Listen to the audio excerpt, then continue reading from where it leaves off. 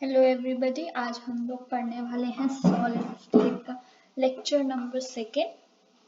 ठीक है, तो सॉलिड स्टेट तो कल हमने पढ़ा था कि क्या होता है। सॉलिड्स क्या होते हैं। सॉलिड्स होते हैं द मॉलिक्यूल्स जो होते हैं ना, वो जो टाइटली बॉन्डेड होते हैं ना with strong molecular force of attraction. Strong molecular force of attraction, तो उसको हम लोग सॉलिड्स कहते हैं। ठीक है, अब ये जो सॉलिड है ये हमारे 2 टाइप्स के होते हैं। डेफिनेशन वगैरह कुछ बेसिक्स हमने ऑलरेडी कल पढ़ लिए थे। ठीक है, तो अब आज हम लोग ये चीज़ कल रह गई थी तो ये आज हम लोग पढ़ लेते हैं। तो क्रिस्टलाइन एंड एमॉर्फस। ठीक है, क्रिस्टलाइन सॉलिड्स क्या होते हैं, जो इनके मॉलिक्यूल्स का पैटर्न होता है। मॉलिक्यूलर जो पैटर्न होता है ना वो फिक्स होता है।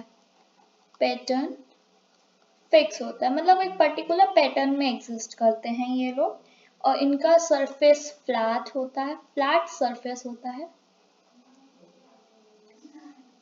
देखो एमॉर्फस, अगर ये इनका जो पैटर्न फिक्स है तो इसका इर्रेगुलर पैटर्न होता है, उनका रेगुलर पैटर्न होता है तो इनका इर्रेगुलर पैटर्न होता है। अगर क्रिस्टलाइन का फ्लैट सरफेस है तो इनका इर्रेगुलर सरफेस होगा। ठीक है, ये उल्टे होते हैं।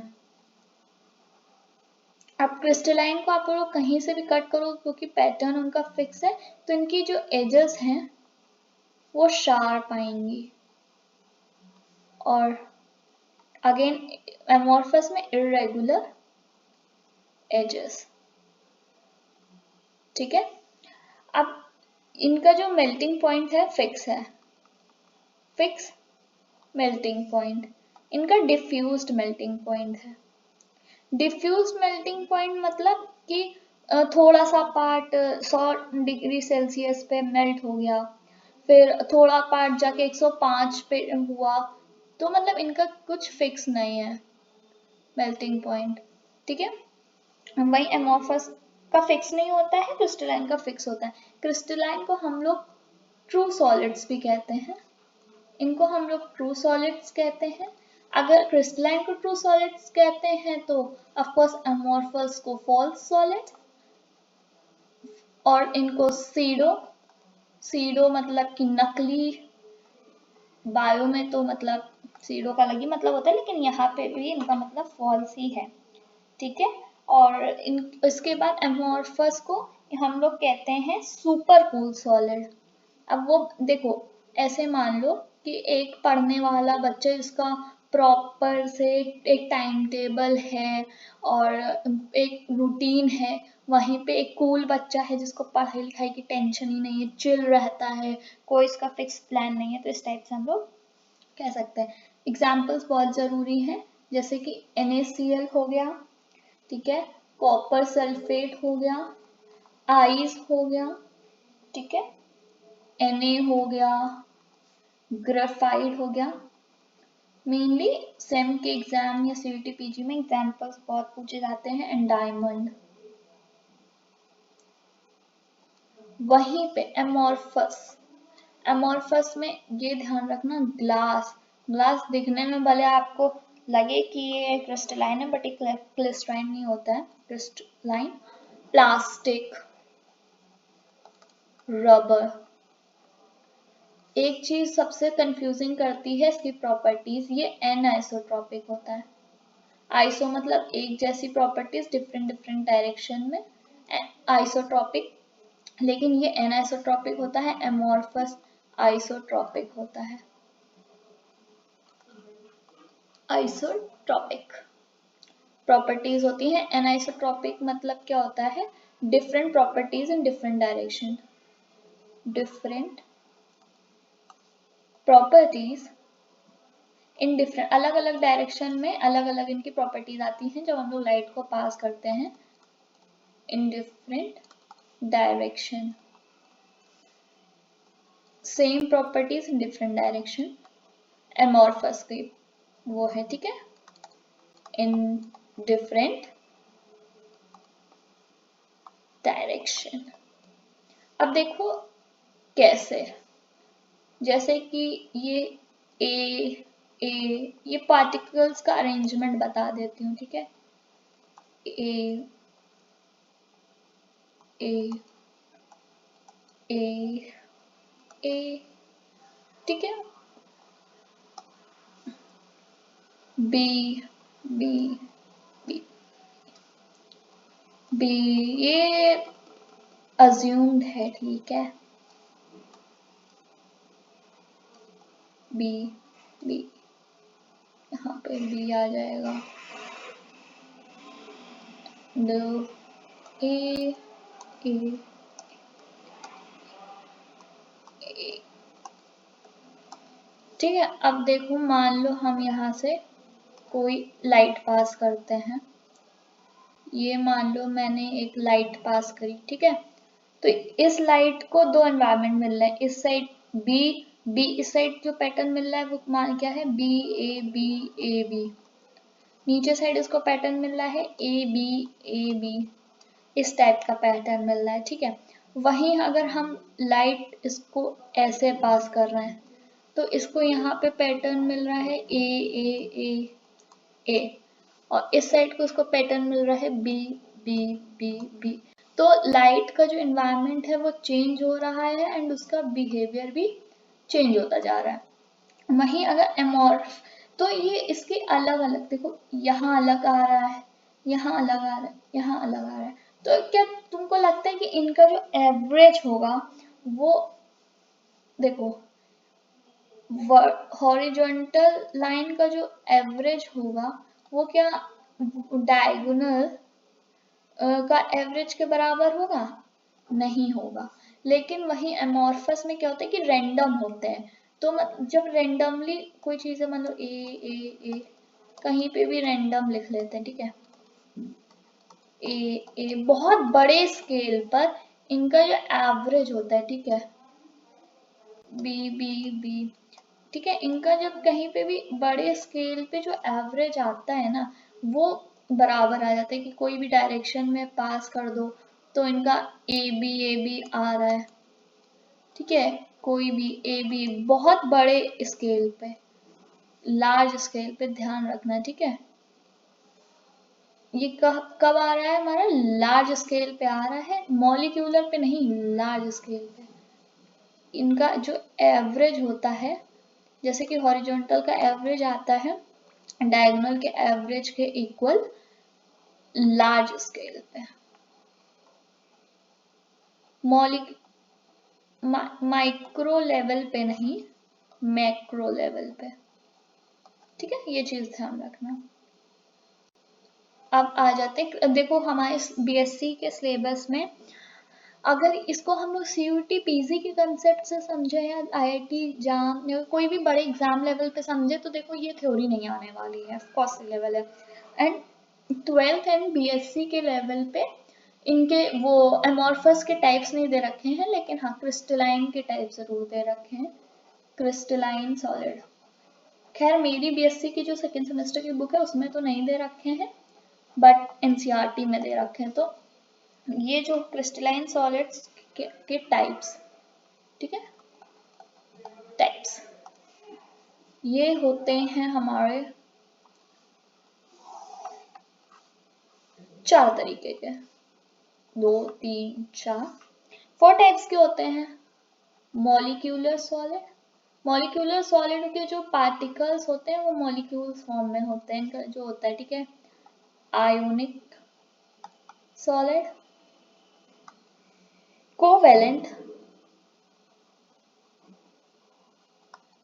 एंड मेटालिक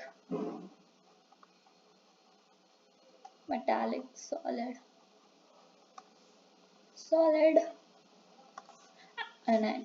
अब मॉलिक्यूलर सॉलिड के जो देखो ये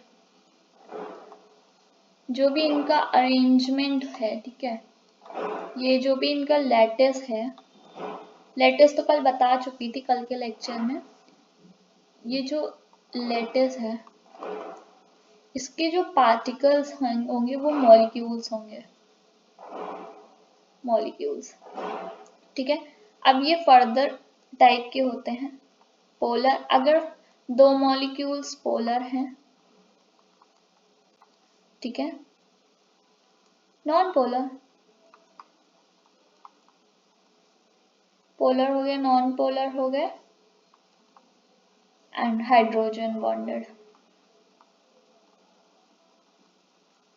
इंटर हाइड्रोजन बॉन्डिंग हो जाती है तो ये स्ट्रॉन्ग हो जाते हैं। ठीक है, ये अब जहाँ पे भी हाइड्रोजन बॉन्डिंग आ जाए वो स्ट्रॉन्ग हो जाते हैं। अब आयनिक में क्या होता है कि सेम मॉलिक्यूल्स जो होते हैं ये आयंस होते हैं, जैसे कि NaCl, ये आयंस होते हैं। एक जैसे कि एक अगर एक Na पॉजिटिव, एक Cl नेगेटिव, एक Cu पॉजिटिव, एक सल्फर 2 नेगेटिव। ठीक है, covalent, same concept, covalent bonded. ये जो एटम्स होंगे वो कोवेलेंट बॉन्डेड होंगे, these are कोवेलेंट। ठीक है, इसमें जो बॉन्ड होगा वो आयोनिक बॉन्ड होगा। अगर आयन है तो आयनिक बॉन्ड होगा, इसमें कोवेलेंट बॉन्ड होगा। एंड इसमें मेटल्स प्रेजेंट होते हैं, मेटल्स के एलिमेंट। ठीक है, सिर्फ ये कंसेप्ट इतना ही था जो कल रह गया था, मिस हो गया था। आज हम लोगों को बेसिकली स्टार्ट करना था क्यूबिक। रुक जाओ, क्यूबिक क्रिस्टल सिस्टम से पहले एक चीज और समझ लेते हैं, वो है जो कि कल पढ़ी थी लेकिन फिर से बता देते हैं। ये हमारा यूनिट सेल है, ठीक है। एच, वो प्रिमिटिव और नॉन प्रिमिटिव पढ़ा था ना। अब देखो ये एटम्स हैं, ये अगर कॉर्नर पे प्रेजेंट है, इसको ना कॉपी कर लेते हैं और एक मिनट इससे करते हैं कॉपी। यार कॉपी हुआ क्यों नहीं?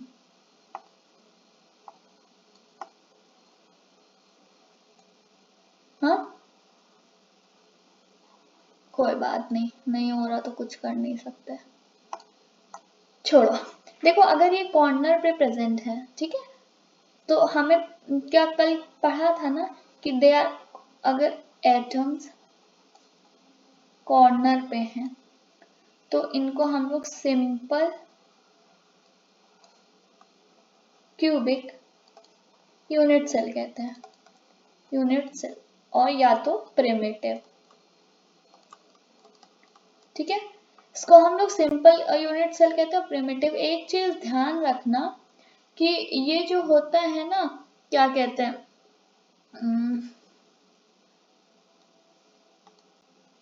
एक मिनट रुको, हाँ ठीक है, ये अब हाँ ये देखो एक चीज ये ध्यान रखना कि ये जो मैंने एटम्स बनाए हुए हैं ना, ये देखो ये हमारी एज लेंथ है। तो मैंने ये कॉर्नर्स में छोटे छोटे बनाए, वो एक्चुअली में छोटे छोटे होते नहीं हैं, वो प्रॉपर बड़े बड़े होते हैं और एक दूसरे को टच कर रहे होते हैं, ये टाइटली बॉन्डेड होते हैं। लेकिन मैंने आपकी कन्वीनियंस के लिए ही उनको स्मॉल साइज में बनाया हुआ है। ठीक है, तो इसमें देखो कॉर्नर्स पे होते हैं, इसको हम लोग शॉर्ट फॉर्म में SCC कहते हैं। इनकी पोजीशन होती है एटम्स की, दैट इज कॉर्नर।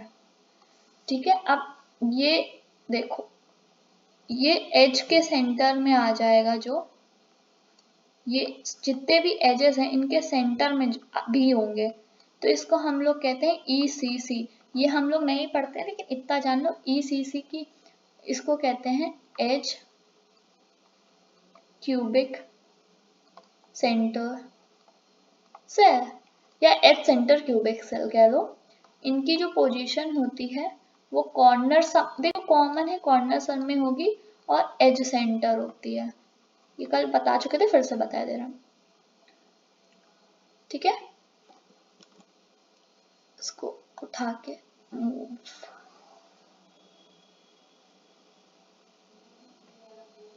ठीक है, ये हो गया एज सेंटर।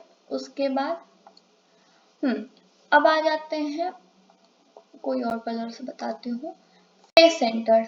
अब ये देखो, ये एक फेस है, एक ये फेस है, एक ये फेस है, एक ये आगे वाला फेस है और एक ये नीचे वाला फेस है, ठीक है।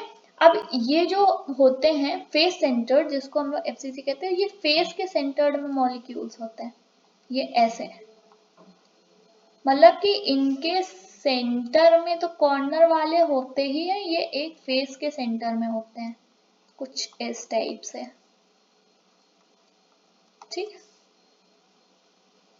यार 5 फेस बनाए, उल्टे टोटल 6 फेस है, कौन सा फेस रह गया मुझे ध्यान नहीं आ रहा,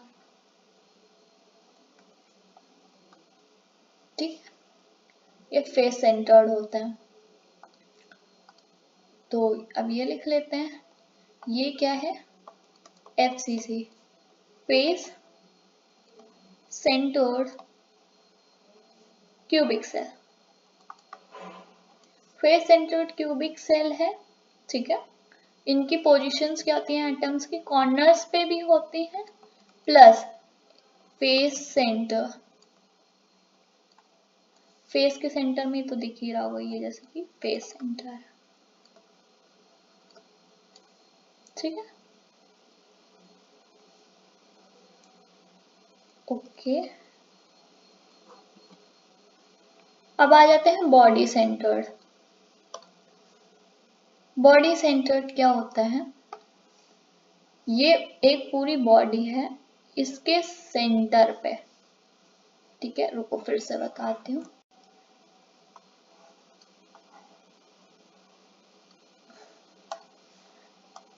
ये मान लो ये एक बॉडी है, इसके जो बिल्कुल सेंटर में होगा ये एक ही पार्टिकल होता है।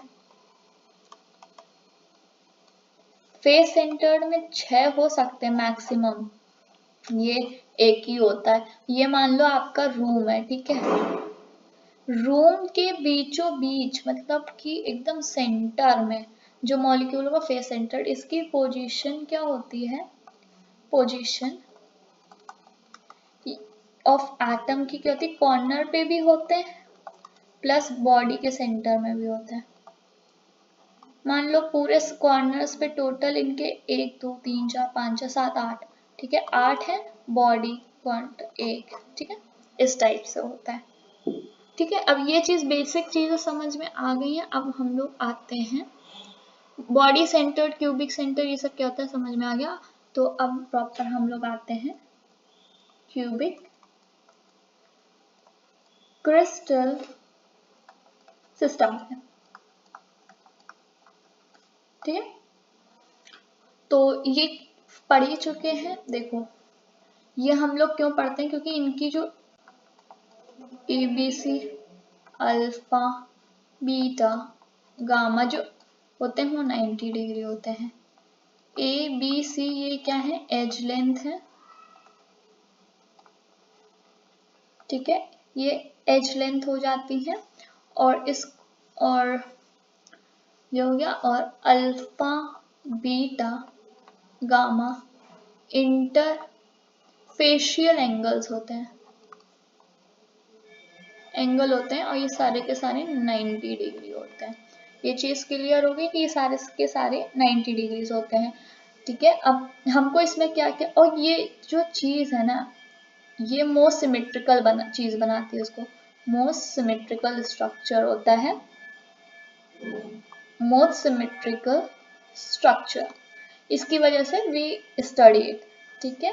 अब ये होते हैं 3 टाइप के, SCC simple cubic system, body centred cubic system, face centred cubic system, ठीक है।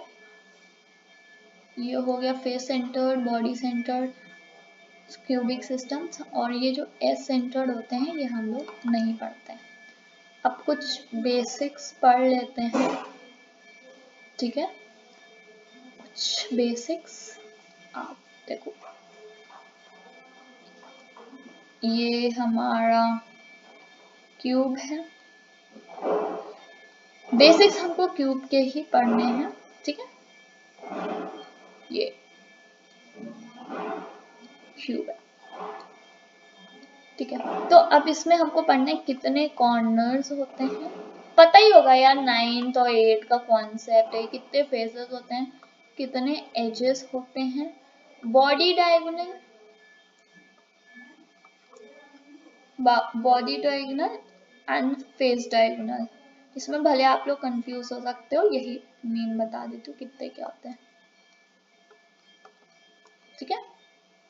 तो कॉर्नर्स कितने होते हैं, देखो 1 2, रूम को अज्यूम करो, रूम के सारे देखो एग्जाम में आए ना तो अपना एग्जाम हॉल देख के सारे कॉर्नर्स गिन लेना, सब पता चल जाएगी, ठीक है। 4 ऊपर 4 नीचे, टोटल 8 ये होते हैं। फेसेस कितने होते हैं, देखो ऊपर नीचे 2, ऊपर नीचे साइड में 2, आगे एंड पीछे, ठीक है, टोटल 6 होते हैं। रूम को अज्यूम करो, 4 तो ऐसी तुम्हारी दीवारें हो गई, 1 जमीन हो गई, 1 छत हो गई, ठीक है। देखो ये 1 2 3 4 5 और ये नीचे वाला 6 हो गया। एजेस क्या होती हैं, ये लाइन है, ये तुम्हारी जो लाइन है ये एजेस होती हैं। तो रूम की सारी लाइनें गिन लो कितनी होती हैं, टोटल 12 होती हैं, 4 ऊपर 4 नीचे, 2 2 और बाकी 4 4 12। बॉडी डायगोनल क्या होता है कि ये वाला जाके ये बॉडी डायगोनल है, ठीक है, ये चीज है ना आपकी बॉडी डायगोनल है। तो ये बॉडी डायगोनल 4 होते हैं, एक इस कॉर्नर से, एक ये, ठीक है, और एक आका ये आगे जुड़ता है। बॉडी डायगोनल 4 होते हैं। फेस डायगोनल देखो, एक फेस में 2 डायगोनल होते हैं, 1 face is equal to 2 diagonals. 6 face हैं तो कितने डायगोनल्स होंगे, देखो 6 फेज है ना, 1 इंटू 2 तो 12, तो बॉडी डायगोनल्स हमारे 12 है, ठीक है। ये चीज क्लियर हो गई। अब आते हैं मेन चीजों पे कि अब 2 एटम्स के बीच डिस्टेंस, ठीक है, फिर से एक हम लोग क्यूब बना लेते हैं, ये कुछ ऐसे, ये वाला बनाओगे ना तो ज्यादा इजी पड़ता है। ये देखो, ये हमारा एक क्यूबिक सेल है, ठीक है। अब इसमें हम लोगों को जैसे डिस्टेंस बिटवीन 2 एटम्स पढ़ना होगा, तो इसको A नाम दे दो, इसको B नाम दे दो, C। देखो इन ये तो हमारी क्या है, एज लेंथ है ना, ये हमारी क्या है, एज लेंथ, ये हमारा डायगोनल है, ठीक है, क्या है, डायगोनल है। तो देखो इन ये ट्रायंगल फॉर्म हो रहा है ना, इन ट्रायंगल ACB, ये कुछ ऐसा ट्रायंगल नहीं फॉर्म हो रहा है।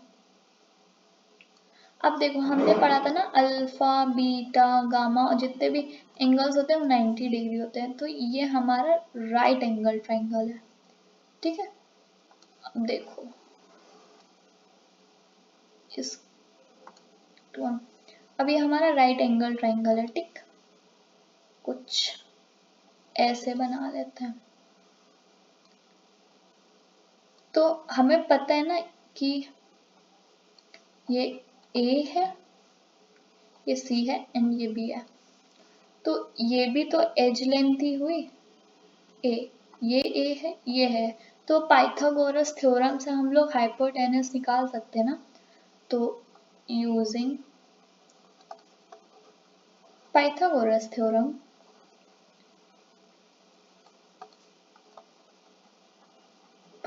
थ्योरम लगाएंगे तो ए बी का स्क्वायर इज इक्वल्स टू ए सी का स्क्वायर प्लस सी बी का होल स्क्वायर। ए बी का स्क्वायर, वैसे तो हम लोग को पता है ना कि डायगोनल राइट एंगल का ये होता है, लेकिन फिर भी निकाल के भाई तुम लोग देख, A square plus A square 2a square A B का स्क्वायर, ए बी क्या हुआ under root 2a square which is a under root 2। ठीक है, ये चीज समझ में आ गई। तो ये एज लेंथ और हाँ एज लेंथ को हम लोग डिस्टेंस पैरामीटर भी कहते हैं। तो ये चीज समझ में आ गई। Distance between A and B, A C सारे एजेस ए सी या यहाँ पे डी आ जाएगा, तो ए डी ए सी की एज लेंथ हो गई। फेस डायगोनल की जो डिस्टेंस होगी वो हमारी a रूट 2 होगी। ठीक है, अब आज तो अब क्या है, जैसे ये हो गई। ठीक है, जितने भी फेस डायगोनल्स हो गए उनकी ये होगी। अब आ जाते हैं बॉडी डायगोनल की डिस्टेंस पे। बॉडी डायगोनल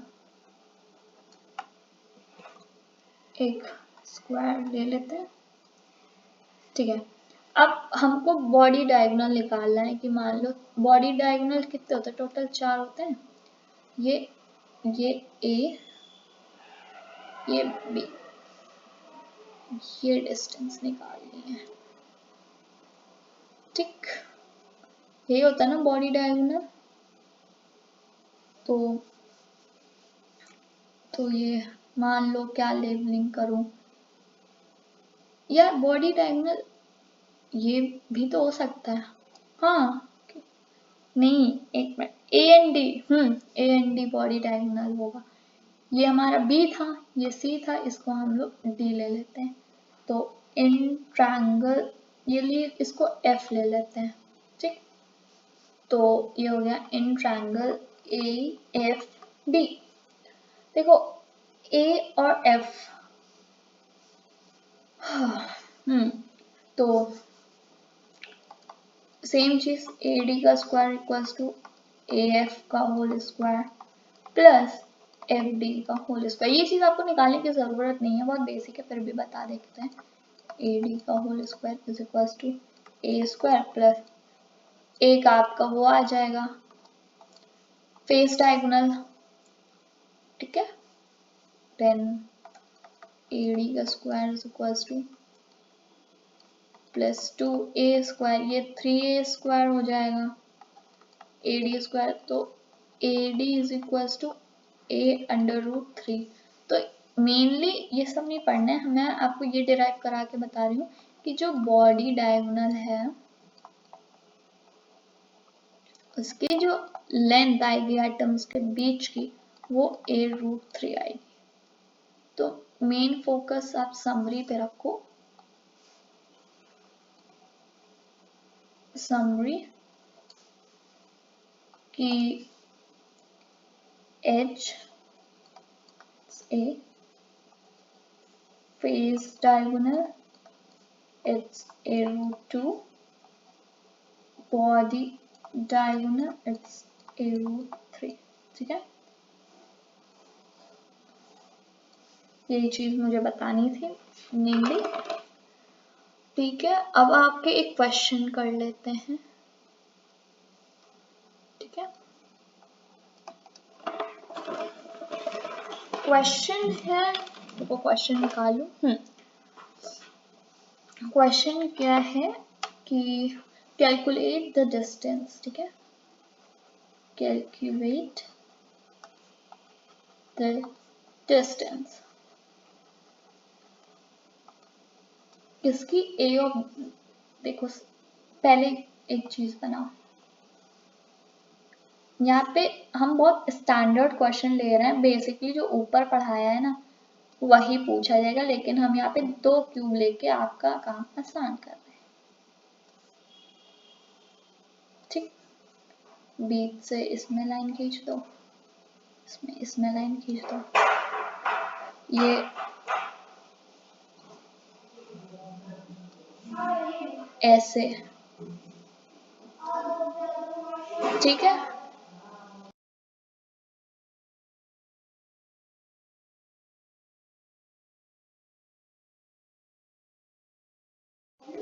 और हमको बताना है, देखो एक फेस डायगोनल ये है, हमको यहाँ पे एक एटम है, ये फेस सेंटर्ड एटम है, ठीक है, फेस के सेंटर में बैठा है। अब मुझे इसकी डिस्टेंस जाननी है। इसकी सिंपल सी ट्रिक ये है, कैसे करते हैं कि इनको ज्वाइन कर दो, ठीक है, इनको ज्वाइन कर दिया, इसको मान लो डी पोजीशन ले लेते हैं, ठीक। अब देखो ये डिस्टेंस कितनी है हमारी ए, और सी डी हमारा क्या है, फेस डायगोनल, फेस डायगोनल है, और फेस डायगोनल की लेंथ कितनी होती है, a√2। अब ये के बीच में है ना, सेंटर पे है, तो ये जो हमारा, इसको मान लेते हैं बी पॉइंट, ठीक है। तो ये जो सी बी की डिस्टेंस है वो सी डी के हाफ है, सी डी हमारा a/2 है, तो सी बी क्या होगा, a√2/2, ठीक है, ये हो गया। अब ओके, फिर तो लेते हैं इन ट्रायंगल ACB, हमें ये डिस्टेंस निकालनी है, इट्स मीन x, तो AB का whole square is equals to AC का होल स्क्वायर प्लस CB का होल स्क्वायर। ओ एक मिनट,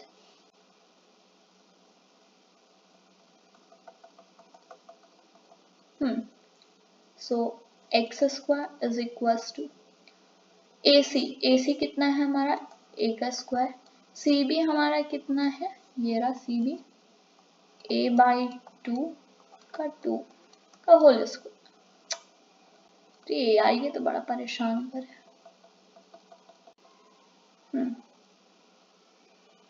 2, ठीक है, तो x square is equal to A square, फिर 2a² ये प्लस बाय 4, तो ये हो जाएगा नीचे 4a² plus 2a²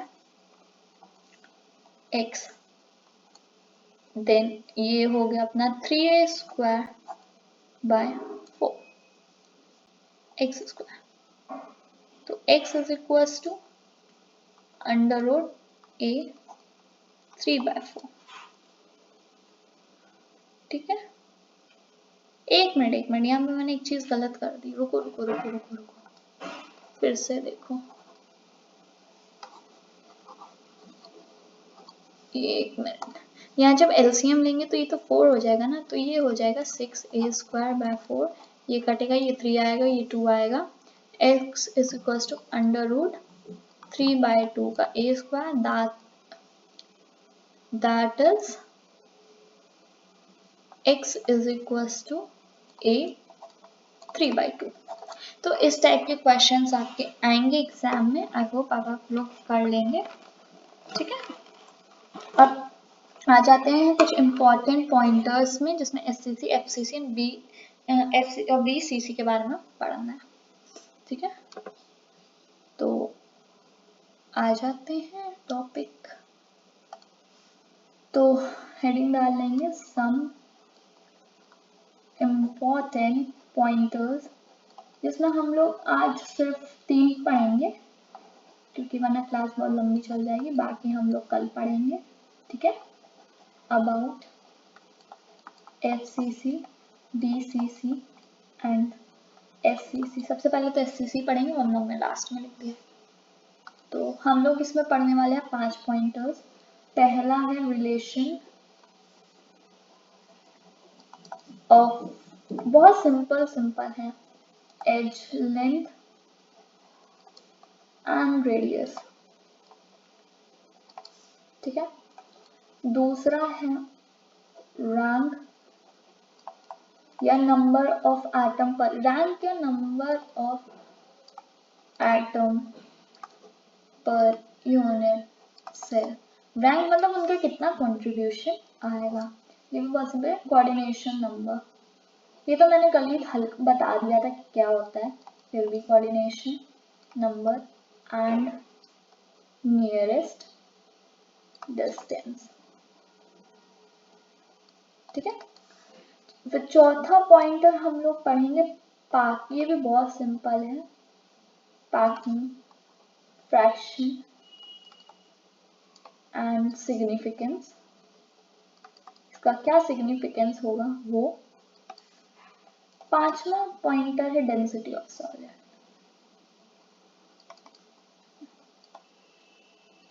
and in सब में से सबसे ज्यादा जो इम्पोर्टेंट है वो हमारा ये है, फिर ये फर्स्ट नंबर पे आएगा, ये सेकंड नंबर पे आएगा।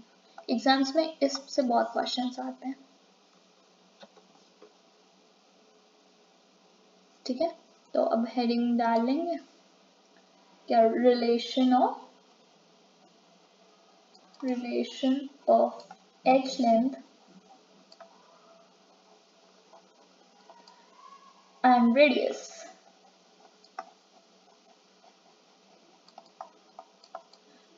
ठीक है, अब हमने एक चीज आपको बता दी थी ना कि अब हम लोग इसको दूर दूर लिखते हैं उसमें, लेकिन इन जो रियल होता है, ठीक है, वो एटम्स तो पास पास होते हैं ना, कि हमने पढ़ा था टाइटली बॉन्डेड, वो तो ऐसे ही पास पास होते, वो तो हम लोग वो ऐसे दिखा दिया कि ये देखो दूर दूर है, पर इन रियल वो दूर दूर नहीं होते हैं, वो ऐसे होते हैं, इस टाइप से टाइटली बॉन्डेड होते हैं। ठीक है, तो ये इनकी रेडियस हो जाएगी, दिस इज रेडियस,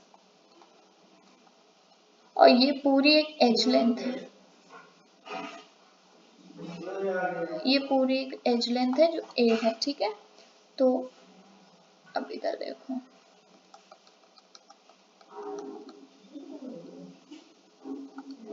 अब ठीक है, SCC, सबसे पहले SCC के लिए पढ़ेंगे।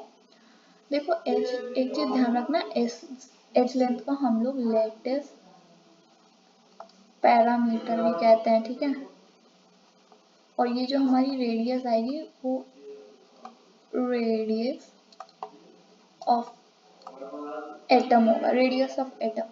तो SCC मतलब सिंपल क्यूबिक सेल। इसमें एटम की जो पोजीशन होगी, एटम की पोजीशन होगी वो कॉर्नर्स पे होगी। ठीक है, कॉर्नर्स पे होगी। तो अब देखो, एक A is equal to 2R, देख रहा,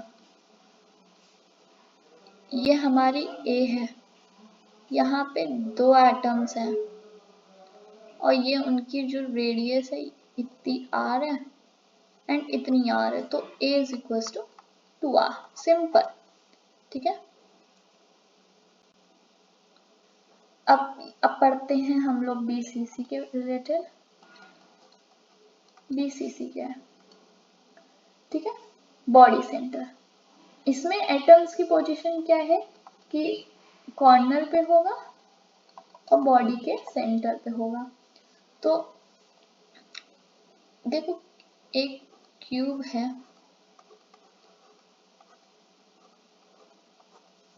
तो एक यहाँ होगा, एक यहाँ होगा, एक यहाँ होगा, इस टाइप से। मतलब कि अगर हम डायगोनल बनाएं, एक सेंटर में होगा, ये इस टाइप से टाइटली पैक्ड होंगे ना।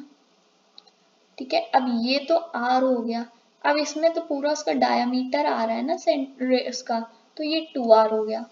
तो कित कित क्या हुआ, अब इसमें ये देखो, वहां पे एज लेंथ थी, यहाँ पे क्या है, इनका डायगोनल है, तो हमने पढ़ा था ना इनका ये होगा। और देखो R 2R और R 2R plus R it's equal to 4R, मतलब A√3 is equal to 4R।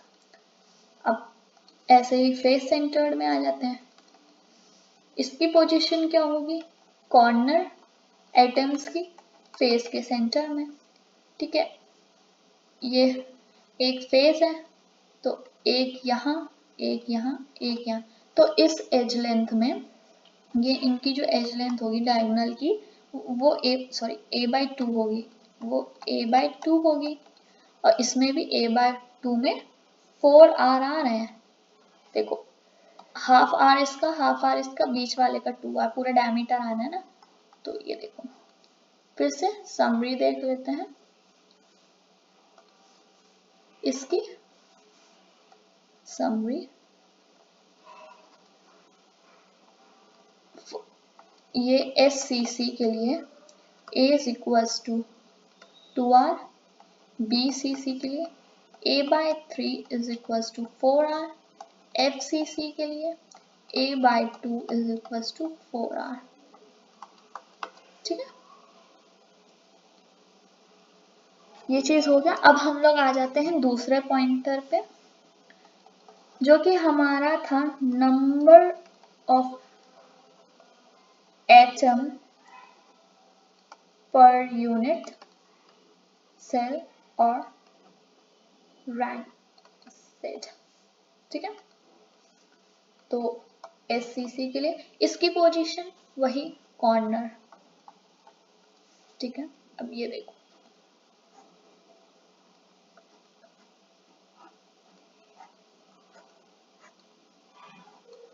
8 होते हैं टोटल। ठीक है, तो ये पूरा एक क्या है, क्यूबिक सेल है। ठीक है, अब एक एटम का इस पूरे क्यूबिक सेल में कितना कंट्रीब्यूशन है, तो देखो पूरे टोटल कितने होते हैं 8, तो एक एटम का कितना कंट्रीब्यूशन हुआ 1/8। मैं पूछ लूँ 2 का कितना हुआ, तो वो हो जाएगा 2/8, 3 का कितना हुआ 3/8, और देखो 8 into 8 क्या हो गया, क्या मान लो 6 ही एटम्स हो, जरूरी है 8 हो, तो 6/1/8। या अगर एग्जाम में दिया जाए ना number of per unit cell, उसमें आपको दे दिया जाए कि 6 एटम्स या आयंस जो है वो आपके कॉर्नर पे हैं, तो एक का कंट्रीब्यूशन तो 1/8 है, 6 है तो 6 का कंट्रीब्यूशन कितना होगा 1। अब देखो 8 एटम्स अगर कॉर्नर पे होके क्यूब बना रहे हैं, तो वो एक क्यूबिक सेल है, तो एक एटम का कंट्रीब्यूशन कितना हुआ 1/8 हुआ। अब मैं पूछूं 6 एटम्स का कंट्रीब्यूशन क्या हुआ, तो 6 into 1/8 हुआ ना, तो क्या है 8 into 1/8, या तुम लिख सकते हो x into 1/8। अब जितने भी एटम्स दिए हों, x equals to number of atoms present in corner। 8 corner होते हैं, ठीक है, और कंट्रीब्यूशन कितने 1/8, तो x equals to number of atoms present in corner. ये कुछ भी हो सकते हैं 1 2 2 till 8 हो सकते हैं। ठीक है, ये चीज समझ में आ गई। अब हम लोग आ जाते हैं बॉडी सेंटर पे। ठीक है, इसमें हम लोग आ जाते हैं बॉडी सेंटर्ड क्यूबिक सेल। इसकी पोजीशन क्या होती है, कॉर्नर प्लस बॉडी सेंटर।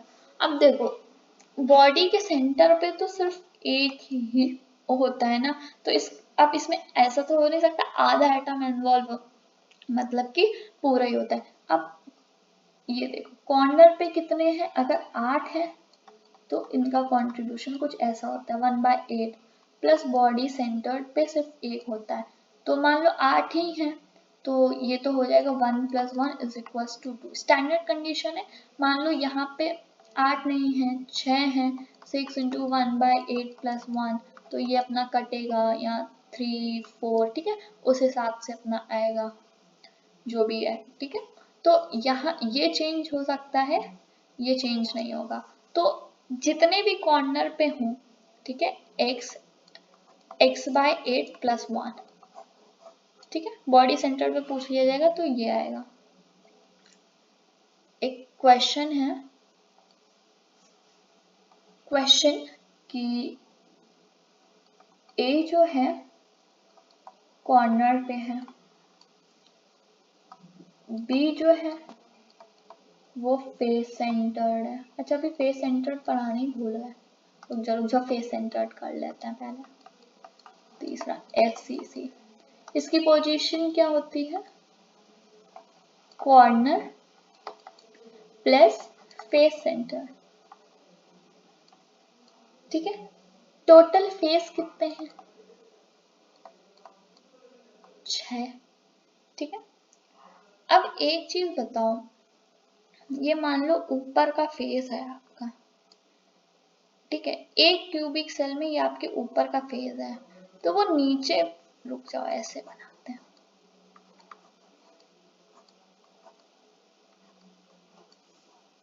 ठीक है, ये वाला जो मान लो हमारा इसमें ये ग्रीन कलर लेते हैं, ये वाला हमने मान लो लिया है फेस, ठीक है, ये हमारा फेस है। तो अब बताओ यहाँ का जो फेस सेंटर्ड है, इसके ऊपर तो कुछ है नहीं, तो इस पूरे क्यूब में इसका जो कंट्रीब्यूशन है एक होता है, लेकिन इसका कंट्रीब्यूशन कितना है? 1/2 है ना, तो 6 फेसेस होते हैं, तो इसका जो इन्वॉल्वमेंट होगा वो क्या होगा? 6 × 1/2 होगा। जैसे कि बॉडी सेंटर्ड में 8 होते थे कॉर्नर्स, हाँ, लेकिन इन्वॉल्वमेंट पर एटम का तो 1/8 होता था ना, तो वैसे भी 1/2 होगा, क्योंकि ऊपर कुछ नहीं।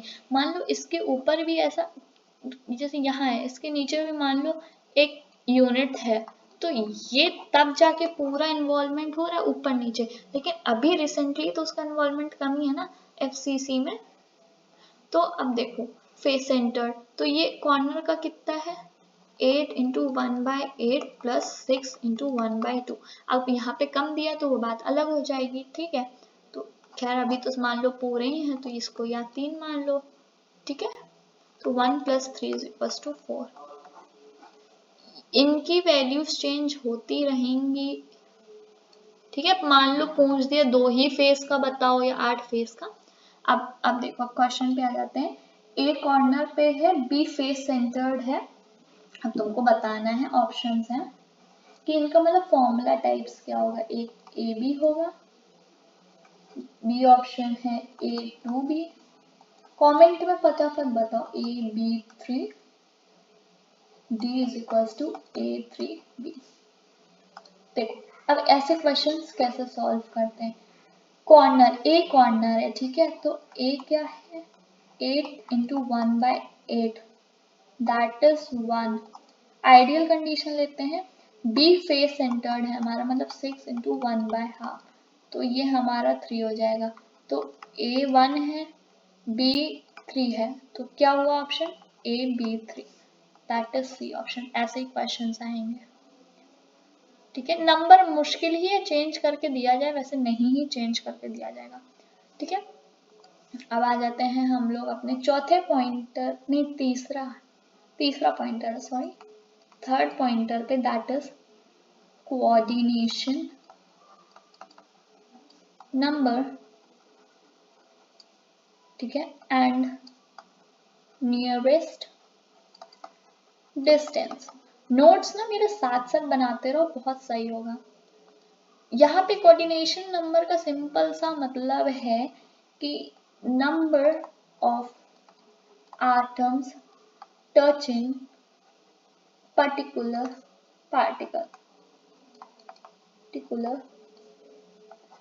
पार्टिकल, ये कल मैं बता चुकी थी, फिर से बता देती हूँ, ठीक है, कि ये लेटेस है, ठीक है,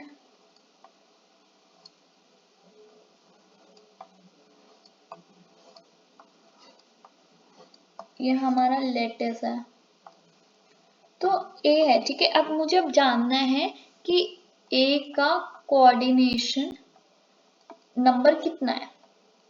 तो क्या है कि number of atom touch in particular atom, तो एक तो ये टच कर रहा है, मतलब दिख नहीं रहा है, टच कर रहा है, एक ये टच कर रहा है, एक ये टच कर रहा है, एक ये टच कर रहा है, तो कोऑर्डिनेशन नंबर 4 है। अब मान लो आई एम आस्किंग कि बी का कोऑर्डिनेशन नंबर क्या है, तो बी को एक ये टच कर रहा है, एक ये टच कर रहा है, बी का कोऑर्डिनेशन नंबर 2 है, ठीक है, कर तो ये भी रहा है, 3 होगा गाइस, वो दिख नहीं रहा बट कर रहा है, ठीक है। अब मैं सही से बना नहीं है, रुक जाओ यार, फिर से बनाती हूँ। ये ऐसे,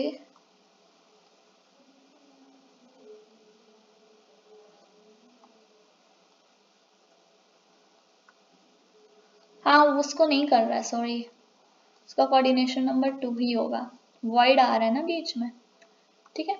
अब ये ए है, तो ये देखो ये इसकी नियरेस्ट डिस्टेंस हुई, ये नियरेस्ट वाले हुए, ठीक है। तो कोऑर्डिनेशन नंबर अब ऐसे ही जान लेते हैं, ये बहुत सिंपल है कि SCC में क्या होता है, ये कॉर्नर्स पे होते हैं, ठीक है। इनकी रैंक क्या होती है, 8 × 1/8 = 1 होती है, ठीक है। तो इनके क्या है, कोऑर्डिनेशन नंबर, ये यार देखो ध्यान से देखो, ये 4 तो इसके अगल बगल वाले हैं ना, तो एक लेयर इसके ऊपर होगी, मान लो ये ऐसा है, तो एक लेयर तो उसके ऊपर ऐसे होगी, एक लेयर इसके नीचे ऐसे होगी, तो 2 एटम्स तो बीच के हुए ना, तो टोटल कितने टच कर रहे हैं, एक ऊपर वाला एक नीचे वाला, टोटल उसको 6 टच कर रहे हैं, 6 कोऑर्डिनेशन नंबर, 3D में समझो कोऑर्डिनेशन नंबर कि मतलब कि ये है इस प्लेन में, तो उसके मान लो पर्टिकुलर 4 हैं, लेकिन एक उसके ऊपर भी तो प्लेन रखा होगा, एक उसके नीचे भी तो होगा, तो टोटल 6 कर रहे हैं, तो इतना दिमाग मत लगाओ। और एक चीज ये भी देख लो, रट लो इस चीज को, क्योंकि अगर आपने इमेजिन नहीं किया तो आपसे कंफ्यूज हो गए। अब देखो ये डिस्टेंस हमारी a होगी, ये हमारी a/2 होगी, एंड ये डिस्टेंस हमारी /2 क्या मतलब a√2 होगी, a√3 होगी, ठीक है। तो एक टेबल बना लो, ठीक है। तो A B C number of atoms, distance, nearest distance कितनी होगी, देखो इसमें 6 होंगे, ठीक है, कोऑर्डिनेशन नंबर 6। अब दूसरा फेस सेंटर्ड तो 12 और बॉडी सेंटर्ड 8, ठीक है। अब a√2 a√3, तो a सबसे स्मॉलेस्ट है, उससे बड़ा a√2 होगा, फिर a√3 होगा, ठीक है। तो a इज नियरेस्ट डिस्टेंस, ये नियरेस्ट होगी, b next nearest distance, distance ये भी डिस्टेंस, जो हमारा c होगा, मतलब कि it's a, it's a√2 and c next के next nearest distance that is a√3। तो ये टेबल याद कर लो, क्योंकि इसको एक्सप्लेन करना और इमेजिन करवाना थोड़ा मुश्किल है, ठीक है। तो ये चीज हो गया, एंड आज तक अब हम लोग यहीं तक करेंगे, लेक्चर ऑलरेडी बहुत लंबा हो गया, ठीक है। अगर आपको ये रिटन नोट्स चाहिए, साथ साथ नोट्स बनाओ बेटर है, नोट्स के लिए स्काई ट्रैक पर टेलीग्राम पेज, डाउट के लिए इंस्टा DM करो, न्यू टॉपिक पे वीडियो चाहिए कमेंट करो, एंड CSJMU कानपुर के बच्चे, तुम्हारी यूनिवर्सिटी से रिलेटेड चैप्टर है, सिलेबस इसी से ही है, तो यू विल स्कोर 70/70 मार्क्स, या 75 जितने का भी एग्जाम होता है उतने ही आएंगे, ठीक है। कुछ गलत नहीं पढ़ाऊंगी। तो आई होप लेक्चर मैं यहीं एंड करती हूँ। Thank you guys. Bye bye.